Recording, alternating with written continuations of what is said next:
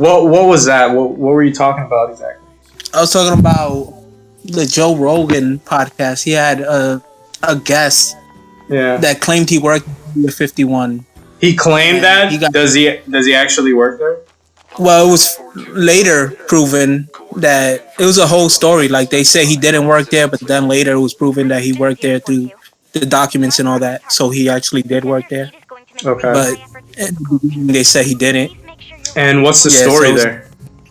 Bob Lazar used to work in Area 51, and he got the job to try to backwards engineer the power source of the spacecrafts. And the reason he got the job was because one of his partner was called Gary, and Gary's partner died because of they tried to break one of them open, the engines, and something went wrong, and he died. So they brought him in to try to reverse engineer the spacecrafts, and he was talking about just what he had to do, what he was doing, and all that. It's pretty crazy. So the internet seems to claim that Robert Scott Lazar is an American conspiracy theorist who claims to have been hired in the late 1980s to reverse engineer extraterrestrial technology. I mean, obviously the internet would claim that if people just didn't want information like that to sort of get out. So I don't quite trust the internet or specifically Wikipedia, because it feels like most of the information on there could be biased sometimes. Well, anybody in Wikipedia can edit, right? Yeah. Well, I mean, again, that proves what I'm saying, right? Where information could be biased on there. So, I wouldn't really trust it. But it seems that he has no evidence to support his core claim of alien technology. Are you saying there was proof, Coco? Like, are you saying there was actual proof of him working on this alien technology and him able to reverse engineer it? Like, is there actual footage? Not of him working on it. No, there's no footage of that. Okay, but what sort of proof is there of the claims that he's making? The only proof was that he worked there. There is no proof actually of what he did, because all that is top secret. Of them actually showing recordings and stuff, that they're not going to show that. They're not even going to record themselves. He was taken seriously at some point, though. So apparently he was interviewed by some reputable reporters. George Knapp on Las Vegas TV station KLAS, which is I think it's still pretty big nowadays. Like, 'cause this report was back in May 1989. He was talking under the pseudonym Dennis, and his face was hidden. So Bob Lazar, they brought him in as sort of a hidden figure to discuss his purported employment at S4, a subsidiary facility he claimed exists near the Nellis Air Force Base installation known as Area 51. Yeah. Apparently, his job was to help the reverse engineering of one of 9 flying saucers, which he alleged were extraterrestrial in origin. He claims one of the flying saucers, the one he coined the sport model, was manufactured out of a metallic substance similar in appearance and touched the stainless steel. In a subsequent interview that November, Lazar appeared unmasked and under his own name, where he claimed that his job interview for work at the facility was contractor EG&G, and his employer was the United States Navy. EG&G stated it had no records of him. Interesting. And you said, Annie, you said something about your family members that have had sightings of these UFOs. They also worked for, you said they worked for the Air Force. And that's when they spotted this spherical shaped spaceship or whatever. Yeah, he was a naval pilot out in San Diego. Oh, so they were actually a part of the Navy, so they were also working for the Navy. And they spotted something like that, like a flying saucer. Like a spherical flying saucer, I guess. Yeah, just a illuminated sphere just going through the air like an orb, pulling all sorts of maneuvers, and they couldn't keep up with it in their fighter jets. and it freaked out 6 pilots. When you first said that, I thought maybe they were just playing so much Destiny and it just got to their head because I didn't even realize That you were was a 20 years Destiny ago. fan like that. Yeah, these are old guys. But now I'm starting to see truth in what they're saying. Yeah, talking about that, he also claimed, Bob, that he huh? Did he what? You said he and then you got cut off. Yeah, because he was gonna say something. So I stopped. No, I didn't say anything. Shit, it's happening right now, dude. They're in our comms. They're in our comm channel. They don't want They're us to tapping get us? to the. Yeah, they don't want us to get to the bottom of this. We're getting super close, guys. Well, he What also were you claimed saying? that the reason he got fired was because he used to bring his friends to the test flights that they used to have when they just used to fly the craft, and they used to do the maneuvers that Annie was talking about. Test flights.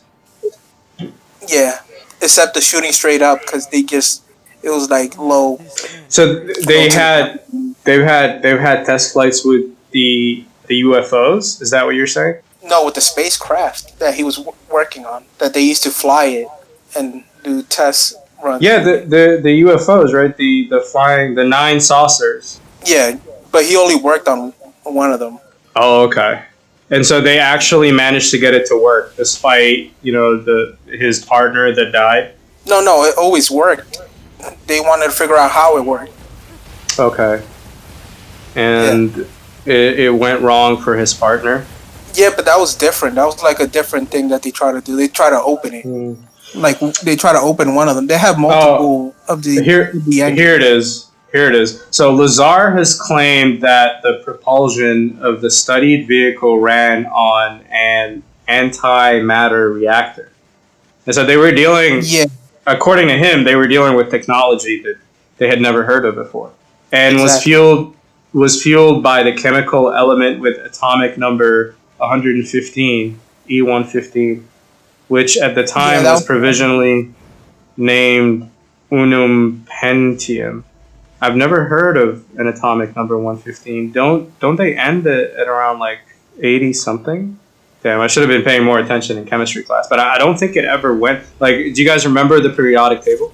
Definitely not. Yeah. Oh, it's 115 elements. Okay, I guess I'm old. I'm super old. If the periodic table that I remember is 84 elements, yeah, I'm getting fucking old.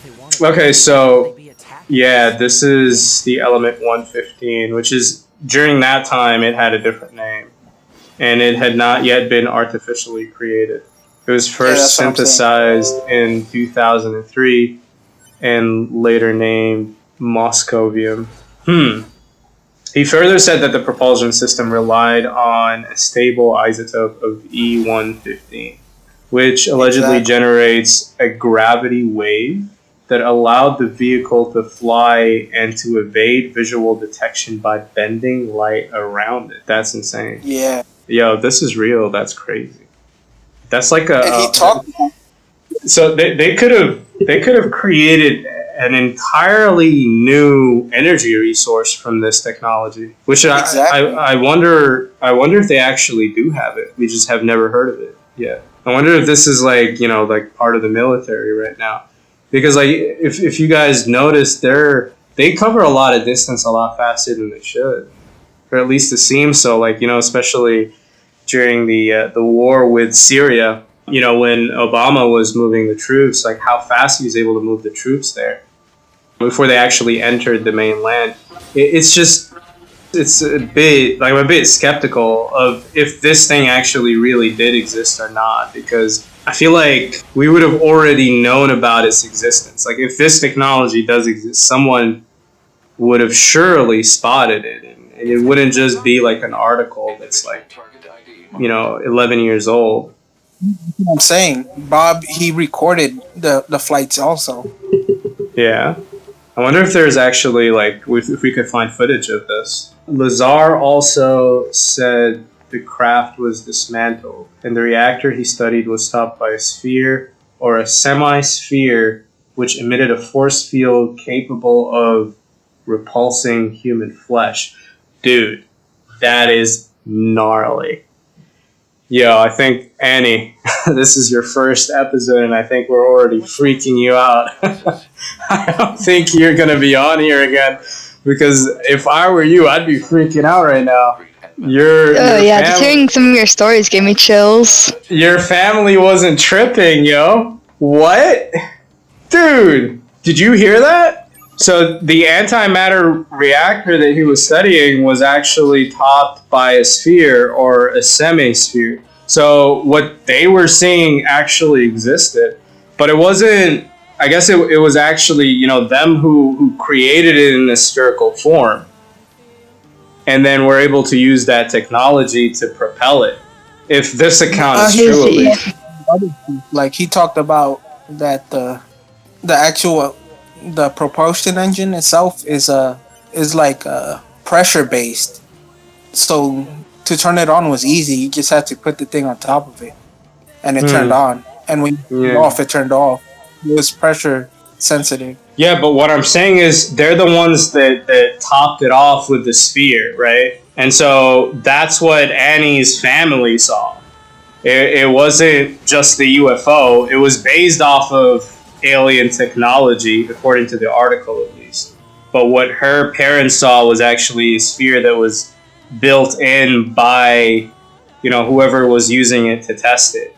No. The government or whatever. Say what? The engine is spherical, but the ship could be spherical. It could be saucer. It could be No. Okay. So the engine itself was a type of reactor. According to the article, the engine itself was a reactor. It wasn't spherical. It was. It doesn't. It could have been spherical because it doesn't actually say what type of engine like what type of shape it was. But so the reactor was topped by a sphere or semi-sphere, which emitted a force field capable of repulsing human flesh. Wow, dude! Thank God your parents were nowhere near this thing. Otherwise, you wouldn't even exist, Annie, and I'd be a sad little boy. That's intense. That's crazy. Bob Woodstock talked about the repelling. It wasn't as strong as you think it is. Like. It said that it emitted. Well, he claimed apparently that it emitted a force field capable of repulsing human flesh. What do you mean? That sounds pretty awful. That sounds really strong. I guess if it depends on how close you would have to be to it, but it would make sense. Like especially if it's a UFO that came from outer space, it would make sense that it would at least be this powerful. Because like you see how powerful the emission is from rockets, right? If you're anywhere near a rocket when it launches, your ashes within a millisecond. So something like that makes sense. Yeah. That's at full blast, but I'm talking about when he was working on it. It still repelled, but it wasn't as strong. It was like magnet level. Well, I guess they had to tweak it. I guess they had to tweak it to make it, where they could actually work on it and remain intact. Especially after what happened to his partner, it would make sense they would take the necessary precautions. He further said that the propulsion system relied on a stable isotope, which allegedly generates gravity waves that allow the vehicle. Yeah, that's the thing that they needed to make. Oh shit! The isotope. They couldn't recreate that. That's what they wanted to recreate mostly. Yeah. The stable isotope. They can't make that yet. So, what's interesting? They're working on it in intervals. Like they'll work on it. Like in the 70s, the technology wasn't good enough. They stopped. They started again. The 90s, he couldn't do anything, and they went through the 90s also, stuff like that. So they constantly working on it. Guys, what's interesting? What's interesting is that they're invisible. Did you know that, Coco? Yeah, the way it bends light. The way it bends light around it evades visual detection. Huh. What is this? So you guys better be watching out for this. Anytime you guys go out now, you better be watching out for like an Avengers type shuttle or like The Quinjets. The Quinjets. That's crazy.